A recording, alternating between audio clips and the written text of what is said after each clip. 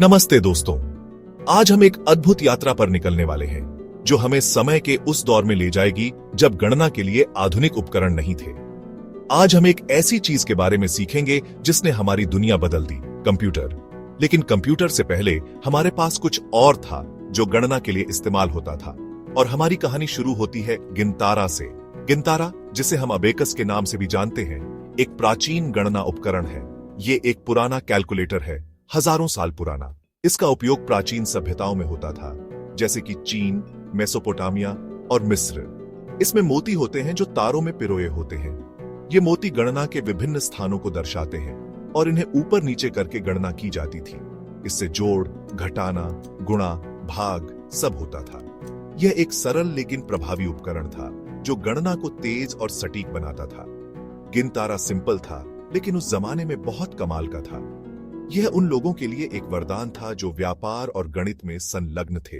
इससे व्यापारियों और गणितज्ञों को फटाफट हिसाब करने में मदद मिली। वे इसे अपने दैनिक कार्यों में उपयोग करते थे, चाहे वह बाजार में लेन देन हो या जटिल गणितीय समस्याओं का समाधान। सदियों तक इसका इस्तेमाल हुआ और आज भी कई जगहों पर होता है। आज भी कई स्कूलों में बच्चों को गणना सिखाने के लिए अबेकस का उपयोग किया जाता है, क्योंकि यह मानसिक गणना को तेज और सटीक बनाता है।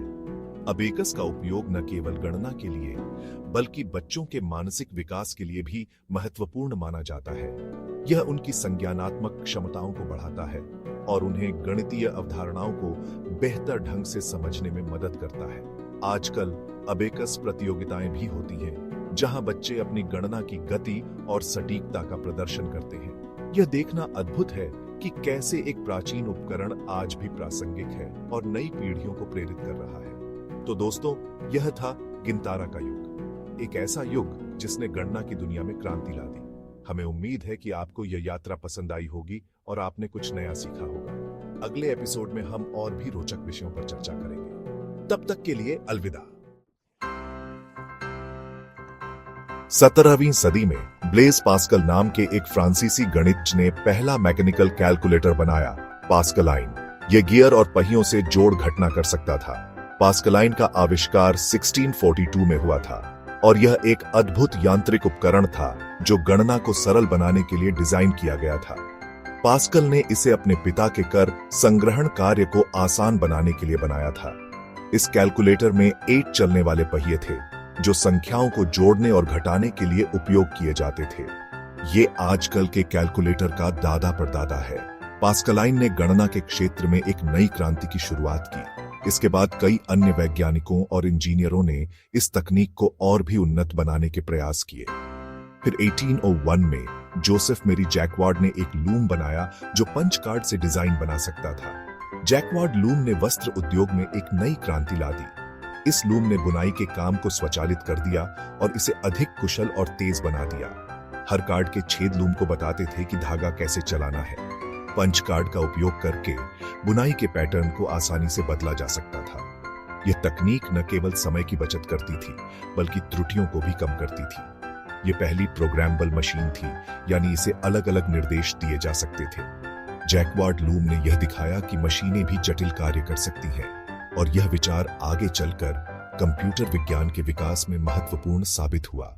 जैकवार्ड लूम जरूरी था क्योंकि इसने दिखाया कि मशीनें मुश्किल काम भी कर सकती हैं। इसने औद्योगिक क्रांति के दौरान उत्पादन की गति और गुणवत्ता में सुधार किया। जैकवार्ड लूम ने यह भी सिद्ध किया कि मशीनें मानव श्रम को कम कर सकती हैं और उत्पादन को अधिक कुशल बना सकती हैं। इसने कंप्यूटर के रास्ते खोल दिए। जैकवार्ड लूम की पंच कार्ड तकनीक ने चार्ल्स बैबेज और हरमन होलरिथ जैसे वैज्ञानिकों को प्रेरित किया, जिन्होंने आगे चलकर कंप्यूटर और डेटा प्रोसेसिंग के क्षेत्र में महत्वपूर्ण योगदान दिया। इस प्रकार पास्कलाइन और जैकवार्ड लूम ने आधुनिक कंप्यूटर विज्ञान की नींव रखी। 19वीं सदी में चार्ल्स बैबेज नाम के एक अंग्रेज गणितज्ञ ने एक मशीन सोची जो अपने आप कैलकुलेशन कर सके। उन्होंने इसे एनालिटिकल इंजन कहा। इसमें मेमोरी, कैलकुलेशन यूनिट और कंट्रोल यूनिट थी। बैबेज का इंजन कभी पूरा नहीं बना, लेकिन यह कंप्यूटर के लिए जरूरी कदम था। इसके डिजाइन में आज के कंप्यूटर के कई जरूरी हिस्से थे, इसलिए बैबेज को कंप्यूटर का जनक कहते हैं। 1890 में हरमन होलेरिथ ने एक मशीन बनाई जिसने अमेरिका की जनगणना में मदद की।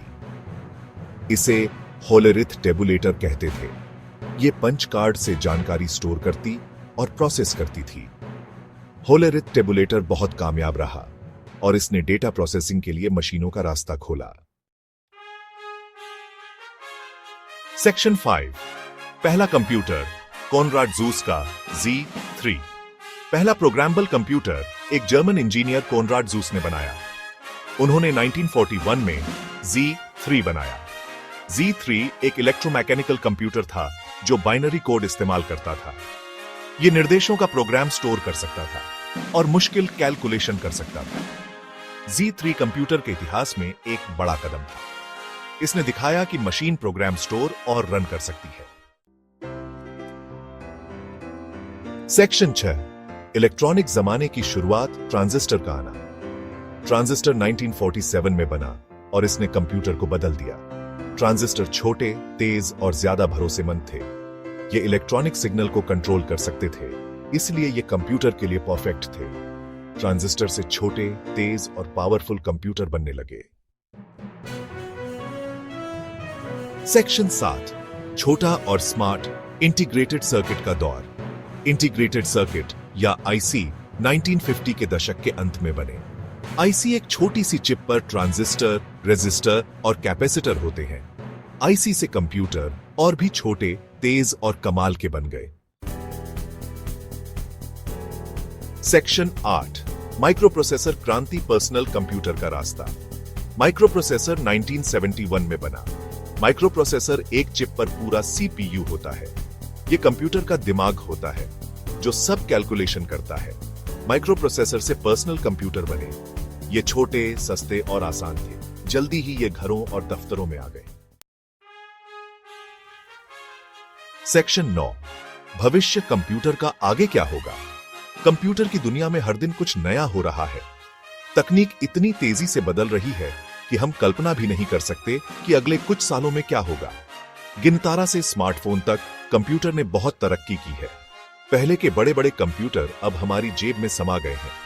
स्मार्टफोन ने कंप्यूटर की परिभाषा ही बदल दी है। अब हम हर जगह, हर समय इंटरनेट से जुड़े रह सकते हैं और यह सफर अभी खत्म नहीं हुआ। तकनीक की इस यात्रा में अभी और भी बहुत कुछ देखना बाकी है। हम एक ऐसे दौर में प्रवेश कर रहे हैं जहां कंप्यूटर और भी अधिक शक्तिशाली और बुद्धिमान होंगे। असल में ये तो बस शुरुआत है। आने वाले समय में कंप्यूटर हमारी सोच से भी आगे बढ़ सकते हैं। वे न केवल हमारे काम को आसान बनाएंगे, बल्कि हमारे जीवन के हर पहलू को प्रभावित करेंगे।